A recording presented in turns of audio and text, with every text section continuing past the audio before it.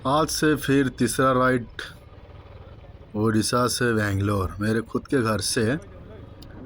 ये मेरा खुद का जो छोटा एक शहर है, औंतलिया नाम है उसका।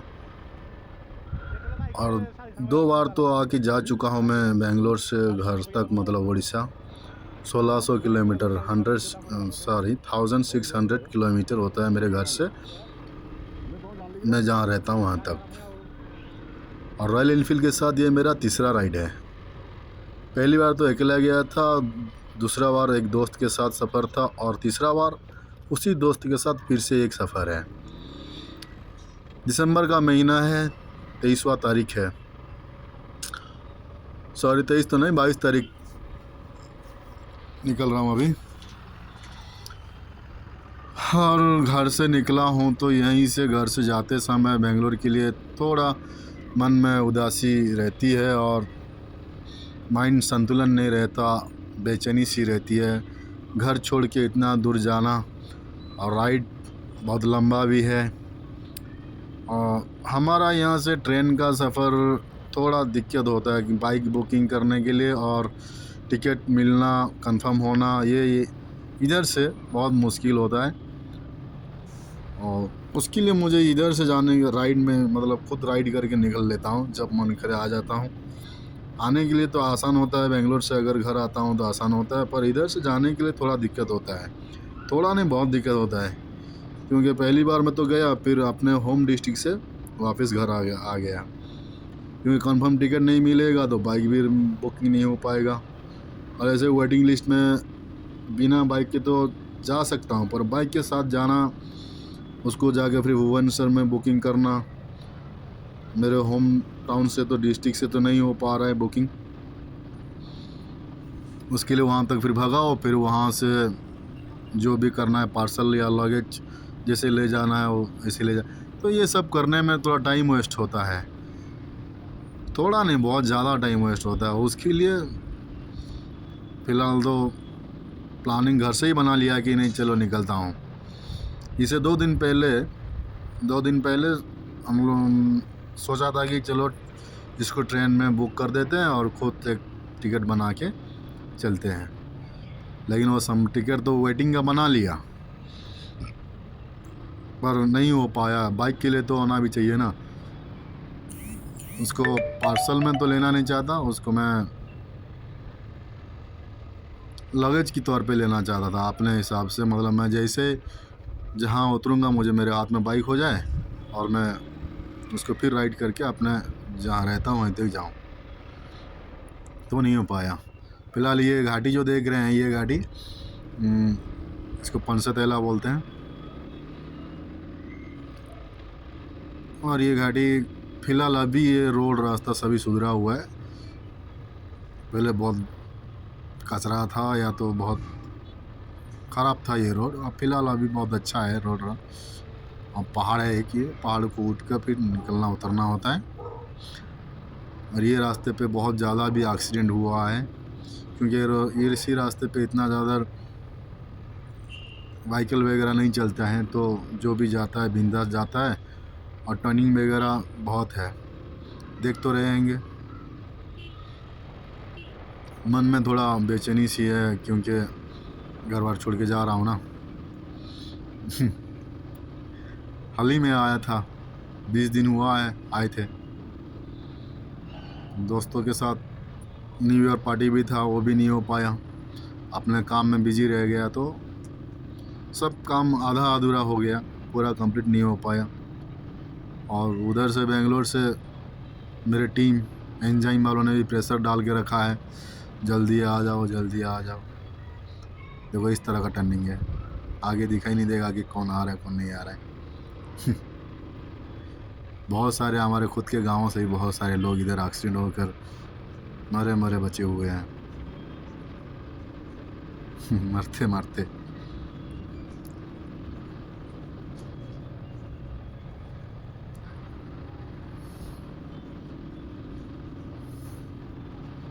जाना पड़ रहा है, मजबूरी है, पैसा कमाने के लिए। बेंगलोर का बहुत बड़ा हाथ है मेरे पीछे। क्योंकि उसमें से मेरा रोजी रोटी चलता है।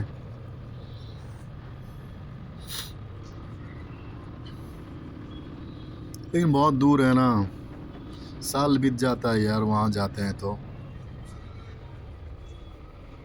जब आते हैं तो अलग सा खुशी मिलता है, जाते समय फटता है हमारा। करें भी तो क्या करें। ये रहा चूड़ाखाई नाडम। फिलहाल ये प्रोजेक्ट यही है हमारा एक्सीडेंट पॉइंट। इसी जगह पे बहुत ज़्यादा एक्सीडेंट हुआ करता था। फिलहाल अभी तो बन रहा है चूड़ाखाई नाडा, अभी बन रहा है, अच्छा काम हो रहा है, होने दीजिए। रोड को अगर सीधा कर दिया जाता तो और भी बेहतर होता, लेकिन ठीक है, वो नाला को बन जाने दीजिए, थोड़ा तो अच्छा लगेगा ही। यहीं से यही जगह से मतलब एक्सीडेंट हमारा शुरू हो जाता है। लगभग ये 7-8 किलोमीटर की ये रास्ता में। और यहाँ जंगली जानवर भी बहुत अटैक करते हैं भाई। हाल ही में बहुत कुछ देखने को मिलता है इसी रास्ते में। साले करंट भी डाल डाल देते हैं जंगल के जानवरों को तंग करने के लिए, या फसल नुकसान करते हैं ना जंगली जानवर, तो करंट का ही बंदोबस्त यहाँ होता रहता है। बहुत लोग मरे भी हैं इसी जगह पे, यहीं से लेकर मंथलिया तक।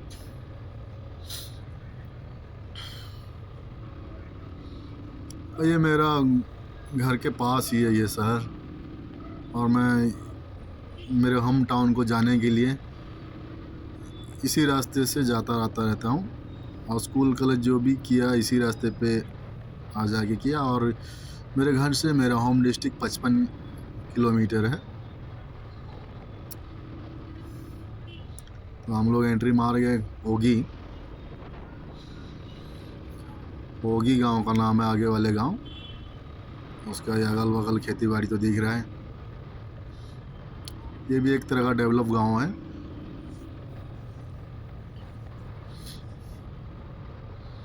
मेरा दोस्त पीछे बैठा है।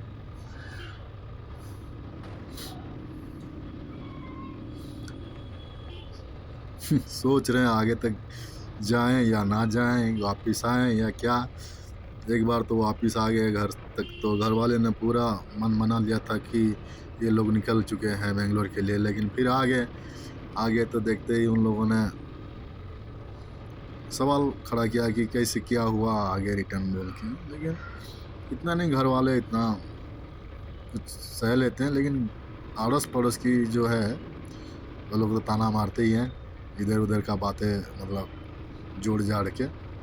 वो थोड़ा संभालना मुश्किल हो जाता है। कुछ तो चक्कर है उल्टा सीधा बोल के, मतलब कोई इतना दूर के लिए निकलता है, फिर वापस आधे रास्ते से घर जाते हैं तो बहुत सारे सवाल खड़ा हो जाता है।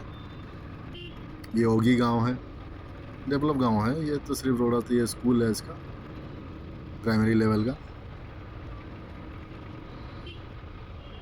यहीं से एनएच पकड़ने के लिए जो नेशनल हाईवे है अनुगुल से संबलपुर जाने के लिए जो है हाईवे है, बीच में से ये रोड कनेक्ट है। मुंडा साई उसका नाम है। यहाँ से 5 किलोमीटर होता है, वहीं तक जाने के लिए 5 ही किलोमीटर है।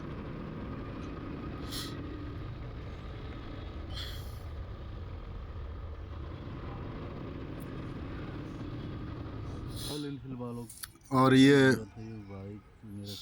मैं तो दिया था, मैं फ़िलहाल मेरे होम टाउन को आ चुका हूँ। और मेरे दोस्त के पास कैंपिंग सिस्टम बना के रखा है। मेरे गाड़ी का हालत ठीक नहीं है, मुझे लगा कि ये बेंगलोर तक नहीं जा पाएगा। तो फ़िलहाल चेक कर रहा हूँ, और गाड़ी का हालत बहुत बुरा है। तो मुझे इसमें कॉन्फिडेंस लेवल थोड़ा डाउन हो रहा है कि ये 1600 किलोमीटर खींच पाएगा या नहीं। फ़िलहाल तो घर से निकलकर 55 किलोमीटर आ चुका हूँ मैं आधे रास्ते तक।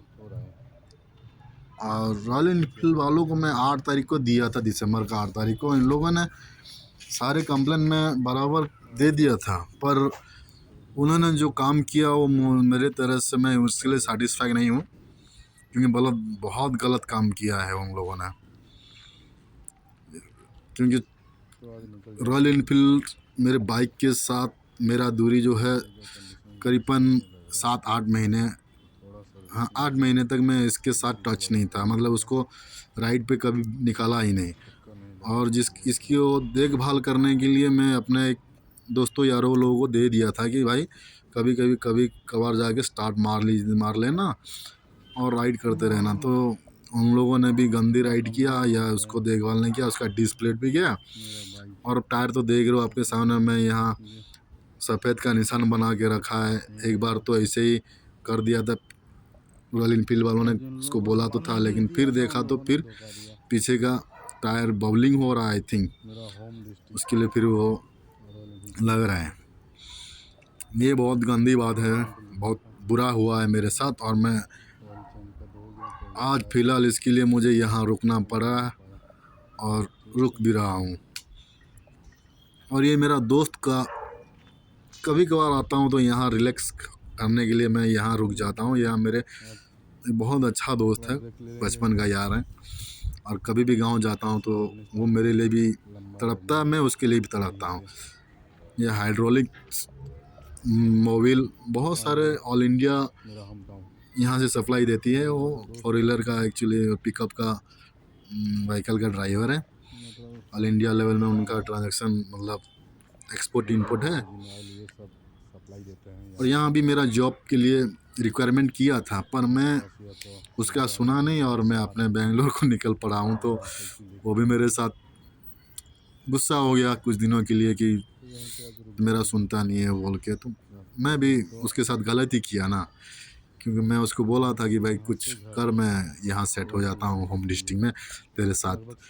तो उसने वाकई उसका काम करके दिखाया भी था, लेकिन मुझे यहाँ मन नहीं लगा और मैं बड़े बेंगलोर के लिए निकल पड़ा।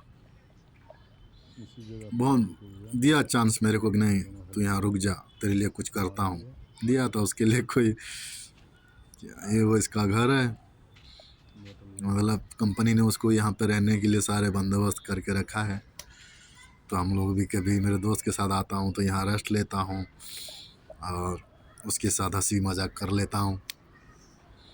अच्छा फ़िलहाल तो अभी है नहीं, ये मेरा राइट पार्टनर है, सोया हुआ है। और सुबह के टाइम अभी निकलने की तैयारी है। मेरा दोस्त खड़ा हुए है ब्लू रंग का शॉल पहन के, मतलब ठंडी तो है ही। मैं अपना सब सेट कर रहा हूँ, मोबाइल गोप्रो ये सब तो सेफ्टी मामले में तो सब करना ही पड़ता है, उसके लिए ज़रूरी है इतना दूर जो सफ़र करना है। और ये मैं निकल पड़ा, यहीं से मुझे आगे जाकर 200 किलोमीटर करीबन होगा, 250 किलोमीटर होगा मुझे NH16 पकड़ने के लिए। और NH16 ही एक ही रोड है जो कि एक ही वे है जो कि मुझे मेरे मकसद तक या तो करमंगला बेंगलोर तक पहुंचा सके। एक ही रोड, वो रोड मिलने तक मुझे थोड़ा दिक्कत रहेगा, क्योंकि ये ऐसे भी हाईवे है ही, लेकिन लोकल हाईवे है, मतलब हाईवे तो नहीं है, लोकल रोड है ये। हम्स वगैरह इसमें तंग आ जाता हूँ, और ये गाड़ी चलाने में सभी उतना रेस नहीं पकड़ पाती है। 60-70-80 में जाना पड़ता है। जब तक मुझे हाईवे नहीं मिल जाएगा, मतलब NH16, तब तक थोड़ा दिक्कत रहेगा। और यहाँ पर अपना गोप्रो वगैरह जो भी बैटरी सेल ख़त्म हो जाता है और कुछ पानी पीना होता है तो हम लोग ऐसे ही ब्रेक लेते हैं। और ये पहला ब्रेक है यहीं पर हमारा, यहाँ सामने मेरा मंदिर दिखाई दे रहा है, यहाँ प्रे भी करते हैं, प्रे भी किया। और जो भी जुगाड़ चाहिए, जो भी पानी वानी सब, पहले गन्ने का जूस है वो भी पिया हम लोगों ने, पीकर फिर आगे की जर्नी। सुबह का 8 बजने वाला है।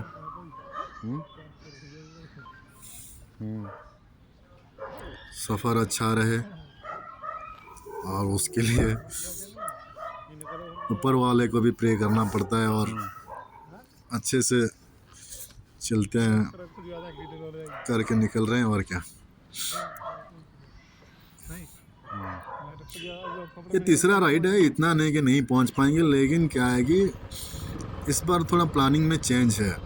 जब भी मैं बेंगलोर के लिए निकला हूँ या बेंगलोर से उड़ीसा के लिए निकला हूँ तो मैं 2 बार ब्रेक लेता हूँ। 500 किलोमीटर राइड करता हूँ, उसके बाद मैं किसी होटल वगैरह में रेस्ट ले लेता हूँ और फिर सुबह 4-5 बजे से निकल पड़ता हूँ। पर इस बार ऐसा प्लान नहीं है हमारा। इस बार प्लान ऐसा है कि 30 से भी 1600 किलोमीटर है, अगर उसको डिवाइडेड बाई 3 कर दिया जाए तो 500 या 525 या 500 किलोमीटर तो एवरेज पड़ता है। 3 बाई डिवाइड कर 1600 का अगर 3 डिवाइड बाई 3 कर दिया जाए तो ये पहला स्टॉप है 500 किलोमीटर। अभी भी मतलब 400 किलोमीटर NH16 तक तो आ चुके हैं हम लोग। यहाँ ऊपर जो हिल दिख रहा है छोटा वाला हिल, यहाँ पर पार्वती और शिव जी का स्टैचू है, मतलब उनका मूर्ति है। इतना साफ में तो नहीं नज़र आ रहा है, लेकिन खड़े होते ही हमको मालूम पड़ गया। ये हम बरहमपुर क्रॉस करके 16 पकड़ लिया, तो इसी रोड पे जैसे उतरे तो थोड़ा हल्का सा महसूस हुआ। और इस बार मौसम इतना मतलब पिकअप दे के नहीं चलाने को इंटरेस्ट कर रहा है, क्योंकि मैं अब बाकी राइड में मैं 100 से लगभग 90 और 100 के बीच राइड करके ले लेते, मतलब आता जाता रहता था। फिलहाल अभी मैं 80 से ऊपर नहीं ले रहा हूँ। 80 मतलब 80, 70, 60, 70, 80 इसी बीच में राइड करते जा रहा हूँ। इसमें क्या है कि ऐसे भी तो मन तो नहीं लग रहा है आगे बढ़ने के लिए या राइड करने के लिए, क्योंकि घर से निकल कर रहा हूँ तो थोड़ा बेचैनी सी और कुछ मानसिक और सब तरह का पीड़ा तो अंदर है ही। आपस में बातचीत भी नहीं कर रहे हैं। मेरे साथ पीछे बैठा है मेरा दोस्त, फिर भी बिल्कुल बातचीत नहीं हो पा रहा है और कर भी नहीं रहे हैं, क्योंकि उसके मन में भी थोड़ा इतना फ्री नहीं लग रहा है। वो भी उनके माइंड में, उसका भी माइंड में कुछ ना कुछ चल तो रहा है। कहाँ थे कहाँ आ गए। फिलहाल यहीं तक मेरा, अभी तो विशाखापट्टनम तो पहुंचने वाला हूँ। विशाखापट्टनम तक मेरा 500 किलोमीटर हो जाता है। विशाखापट्टनम से विजयवाड़ा, विजयवाड़ा से बेंगलोर, 3 जगह मेरा स्टॉपेज होता रहता है। एक तो मैं इधर से जाते वक्त, मतलब उड़ीसा से घर से जब निकलता हूँ बेंगलोर के लिए, तो मुझे पहला stoppage Visakhapatnam, second stoppage Vijayawada, और तीसरा मैं अपना मतलब लक्ष्य स्थल तक पहुँच कर ही रेस्ट लेता हूँ। पर इस बार मामला ऐसा नहीं है। प्लान है ऐसा है कि इस बार हम दोनों हैं तो एक ही राइड में निकल लेते हैं विदाउट कहीं रेस्ट लेकर। ये चैलेंज हो पाएगा या नहीं हो पाएगा मुझे पता नहीं, लेकिन प्लान तो यही है। जो भी होगा रास्ते में खा पी के निकल लेंगे, यही प्लान है। तो ये होगा कि नहीं, चलो देखते हैं आगे जाकर क्या होता है क्या नहीं होता है। फिलहाल तो अभी जा रहे हैं राइड पर।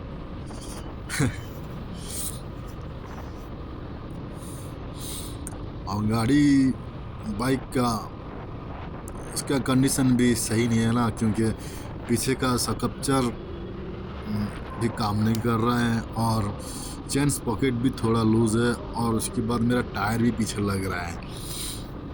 ये पहले से रॉयल एनफील्ड वालों ने मेरे साथ बहुत चीट किया है, और इसके लिए क्या कर सकते हैं वो मुझे अभी तक रास्ता मिला नहीं। कुछ ना कुछ तो करूँगा रॉयल एनफील्ड मेरे होम डिस्ट्रिक्ट के लिए, क्योंकि उनका वीडियो थोड़ा सा बनाया है और मैं तो निकल चुका हूँ बेफिक्र होकर।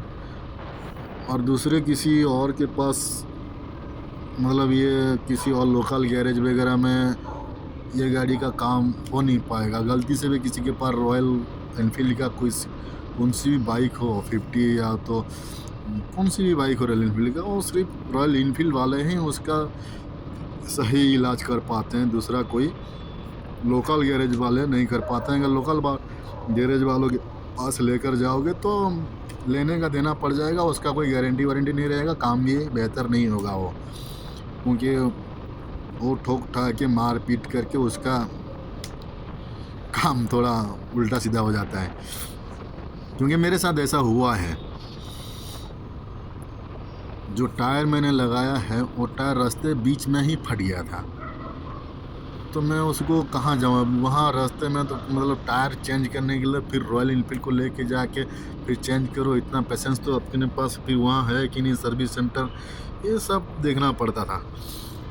फिलहाल वो टायर के लिए तो मैंने कुछ बंदोबस्त कर दिया, टायर आधे रास्ते पे घर फटा तो फिर वापस पीछे आया, मतलब एक छोटा सा सिटी को, फिर वहाँ जाके टायर वालों के पास गया, उसमें जो टायर बिठाते हैं वो उसके पास गया, तो बिठाने वाला कोई और टायर बेचने वाला कोई, मतलब दो जगह पे मुझे जाके टायर फिक्स करना पड़ा। लेकिन वो जो फिक्स किया उसमें मुझे सेटिस्फाई नहीं हुआ, मुझे ठीक नहीं लगा, और ये मेरा पहला टूल गेट आ गया। सॉरी, आया नहीं, लगा कि टूल गेट आ गया, आएगा थोड़ी देर के लिए।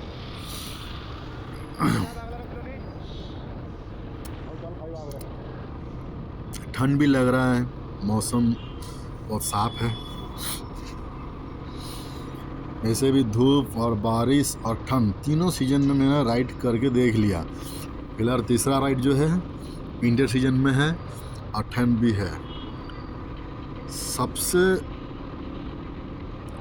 इतना असर नहीं पड़ रहा है, ठंड में तो बहुत मज़ा लग रहा है राइड करना में डे में, पर धूप में जब राइड किया तो मैं अकेला राइडर था और मेरे साथ कोई था नहीं, वहाँ पर मुझे बहुत तकलीफ़ हुआ।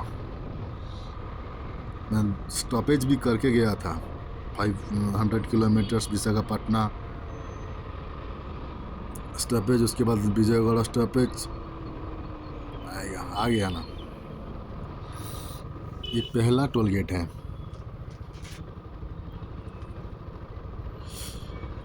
तो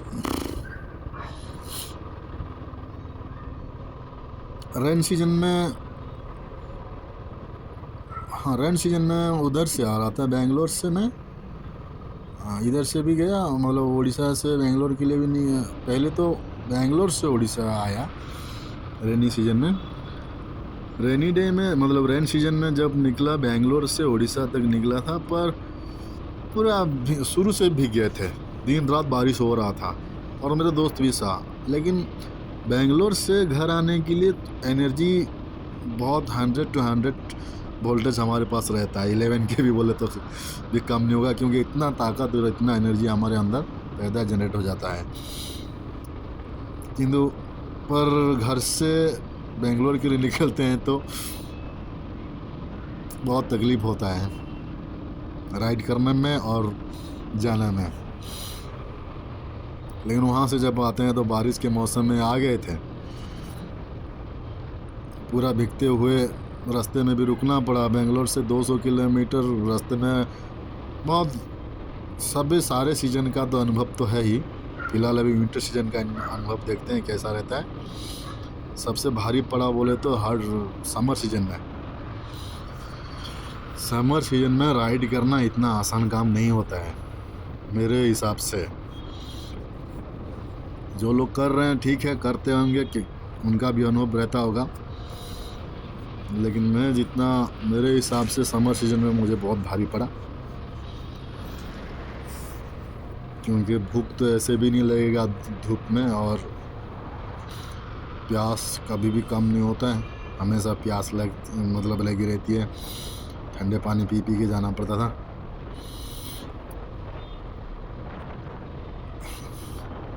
और ये कैमरा मेरा जो गोप्रो है, इसमें मोबाइल के साथ कनेक्ट है, तो आपको इसमें से एक गोप्रो के साथ आप चलाते हो तो बेनिफिट और एक मिल जाता है कि मोबाइल में भी आपको शो हो जाता है, आप देख के भी मोबाइल में आप देख सकते हैं और चला भी सकते हैं।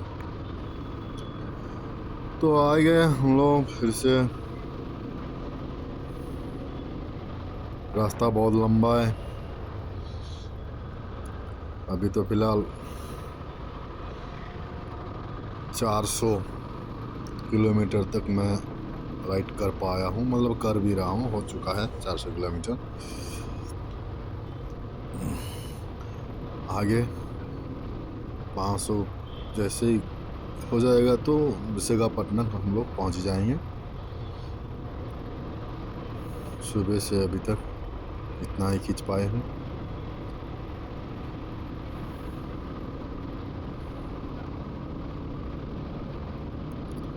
हाँ, ये तीसरी बार है तो फ्यूल को थोड़ा हम लोग सेव करेंगे, इस हिसाब से भी चला रहे हैं फ्यूल, क्योंकि 8000 डबल राइड में, मतलब 2 आदमी बैठ के अगर जाते हैं तो 8000, वो भी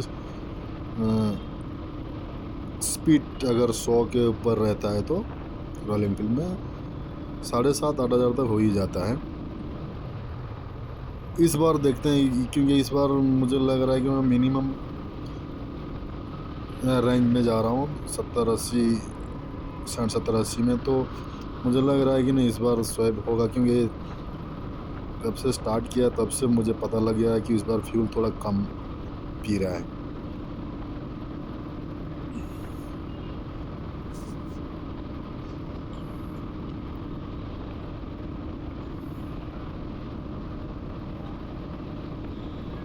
फिलहाल डे में तो कुछ फ़र्क नहीं पड़ रहा है, रात को देखते हैं क्या होता है। दिन में तो धूप भी है और मौसम इतना साफ भी नहीं है, धुंधला धुंधला सा है। अब तो देख पा रहे होंगे आंध्रा में ये सब ट्रैक्टर, अभी तो फिलहाल खेती बाड़ी का मतलब अमल करने का, अदाय करने का टाइम है। ऐसे भी हमारे गांव में भी फसल कट ही रहा था, ठंड भी हो ही रहा था, जगह जगह पे बारिश भी हो ही रहा था। तो यही आंध्रा तो ऐसे भी अन्नदाता माना जाता है।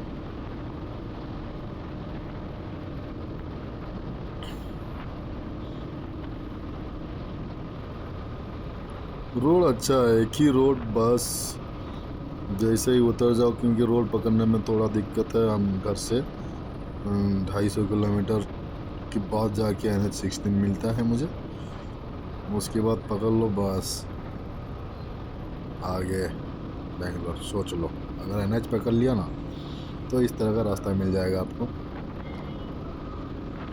फिलहाल तो अभी तक ठीक ठाक है, रात को क्या होगा कुछ कह नहीं सकता, क्योंकि उड़ीसा का और आंध्रा का क्लाइमेट के हिसाब से बेंगलोर कर्नाटक का क्लाइमेट वो थोड़ा अलग है, क्योंकि कर्नाटक में उतना दूरी तय नहीं करनी होती है, क्योंकि मुझे ज़्यादातर राइड आंध्रा में करना पड़ता है, और उड़ीसा और आंध्रा का क्लाइमेट बराबर ही सेम ही रहता है। फिलहाल 18-19 तक तो टेम्परेचर गिर जाता है, उससे अगर कम गिरा तो शायद बाइक चलाना मुश्किल हो जाएगा, इतने में तो ठीक है।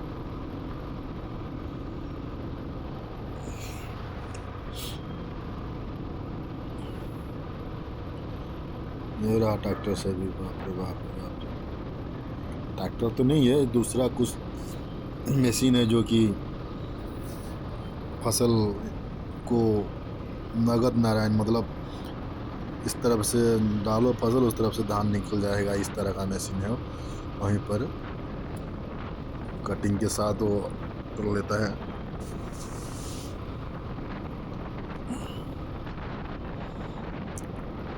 और माहौल थोड़ा देखने के लिए तो अच्छा लग रहा है,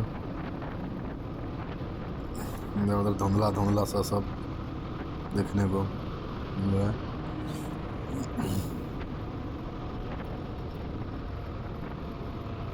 गोप्रो व्यू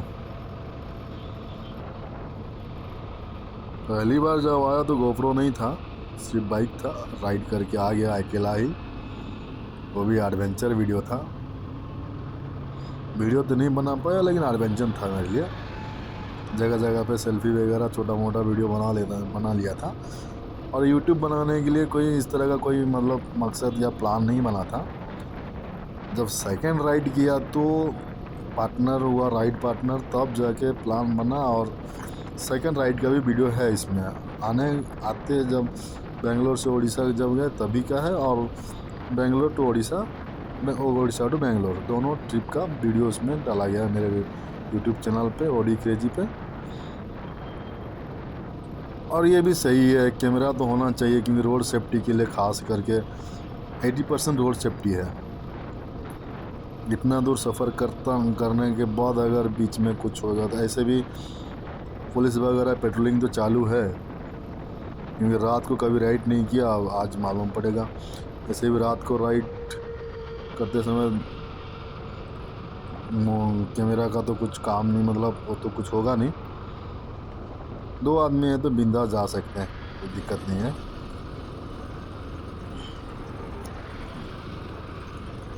गाड़ीटा गोटे अलग प्रकार भाइब्रेट होने, गाड़ीटा गोटे अलग प्रकार भाइब्रेट होने। हाँ साप गला भैया रोड तो टकाटक है।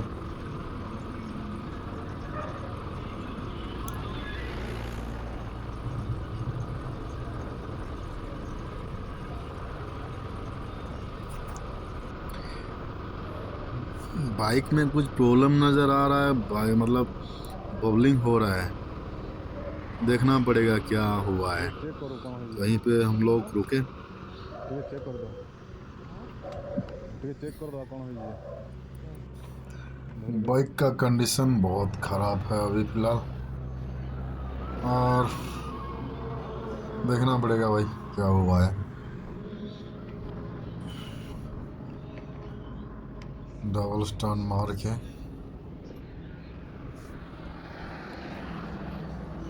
बबलिंग हो रही है।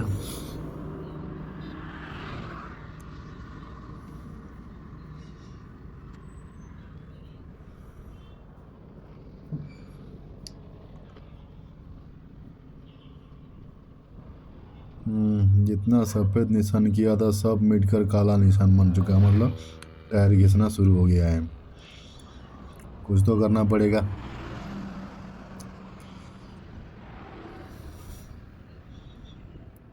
फिलहाल अभी हम लोग 800 किलोमीटर पार हो चुके हैं। सापो भलिया होगी ना वो, सापो भलिया होने मतलब आधी रास्ता, और भी आधा रास्ता है, वो तो ठीक हो। आगे का सही है। मारी धोली बेटा, मारी धो एक गुड़ोड़ा दे दे दे। देखते हैं रॉयल एनफील्ड आज साथ देगा कि नहीं।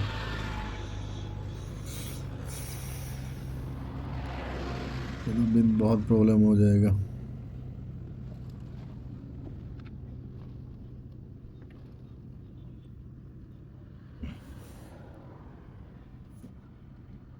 हिल रहा है इधर उधर।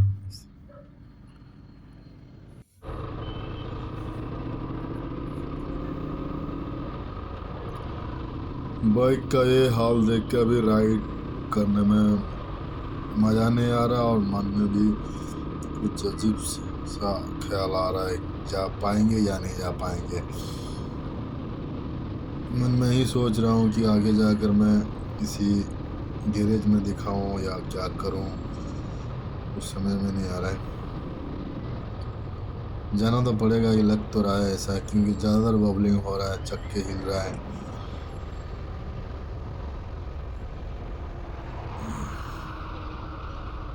नहीं जा पाएगा लगता है। ठीक है, फिलहाल खा पी लेते हैं तब कुछ सोचते हैं। इसके कारण यहाँ एक ढाबा नज़र आया, लंच ब्रेक।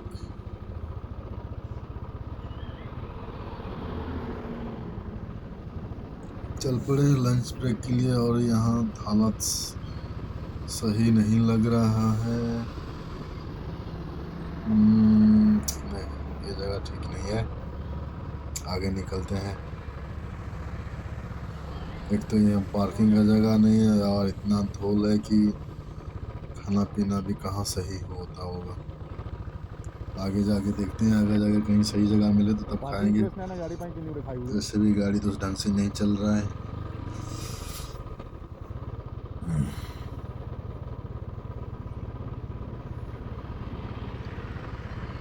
टूल्स बैग था मेरे पास, तो टूल्स बैग में से कुछ स्पानर वगैरह निकाल के थोड़ा छेड़खानी किया चक्के के साथ, लेकिन नहीं हो पाया। वो मेरे से नहीं हुआ। वो तो ऐसे भी गैरेज वालों से होगा या तो रॉयल एनफील्ड सर्विस सेंटर में जाके कुछ हो पाएगा। ये तो फाइनल है, लेकिन फिर भी बबलिंग हो रहा है, इसके लिए नहीं भगा रहा हूँ मैं।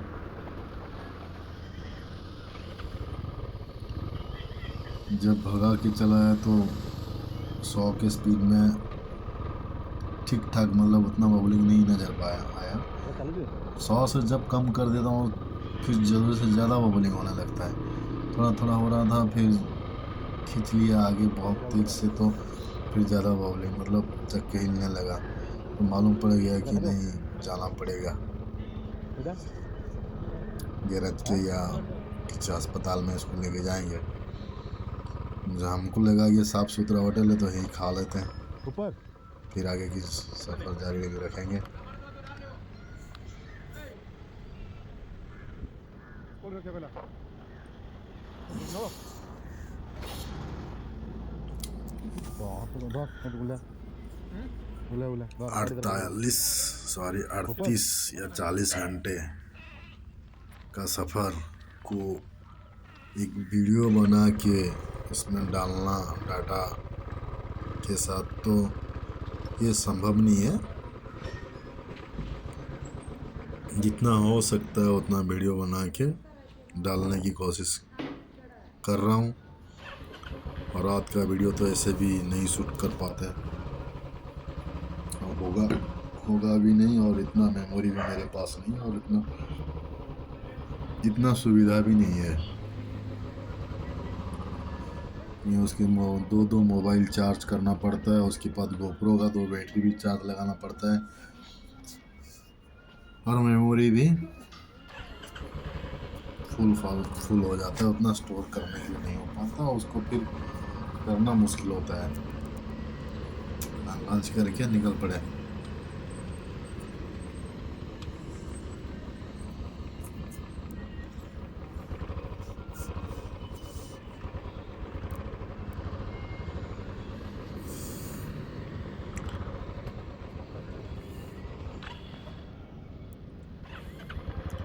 गोप्रो में यही एक खासियत है कि तुम सॉफ्टवेयर के साथ कनेक्ट कर लो, और मोबाइल में भी रोड हुए दिखाई देता हो, देख तो रहे हैं, रास्ता भी उसमें भी दिखाई दे रहा है, और सामने भी हम देख के चला सकते हैं।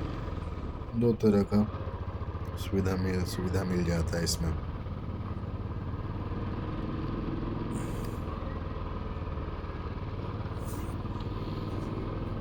पानी बोतल अच्छी नहीं चेक कर दे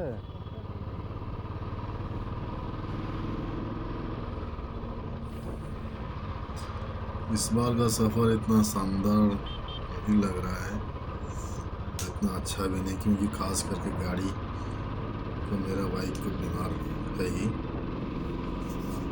उसका स्ट्रक्चर और सब कुछ गड़बड़ है उसका, उसके लिए ठीक नहीं लग रहा है।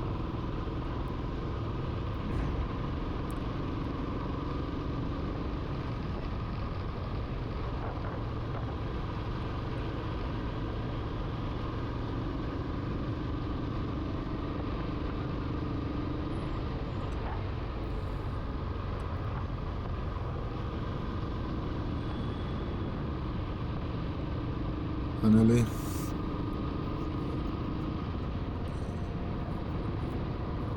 60-70 के स्पीड में लेना पड़ रहा है गाड़ी, क्योंकि ऐसे भी गाड़ी चल नहीं रहा है।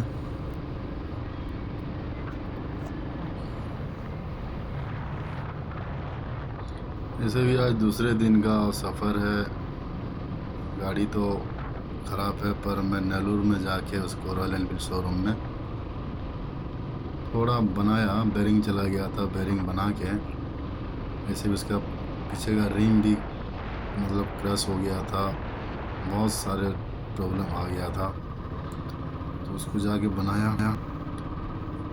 नेल्लूर पे जाके गाड़ी बना के फिर हम लोग निकल पड़े, लेकिन बहुत तकलीफ़ हुआ भाई। बहुत सारे गैरेज ढूंढा, बहुत सारे गैरेज पास जाके गया कि भाई किसी हाल में इसको बना के देख, ताकि हम लोग जा सकें। और 500 किलोमीटर दूरी है बेंगलोर, तो इसका वीडियो तो नहीं बना पाया, लेकिन उसी हालत में वीडियो बनाना इतना भी आसान काम नहीं होता है। इतना पेशेंस भी मेरे पास और मेरे दोस्त के पास भी नहीं था। भूखे प्यासे हम लोग इधर उधर, यही एक राइड है कि मतलब रॉयल एनफील्ड ने धोखा दे दिया, क्योंकि ये सर्विस सेंटर वालों का मेरे होम डिस्ट्रिक्ट अनुगुल,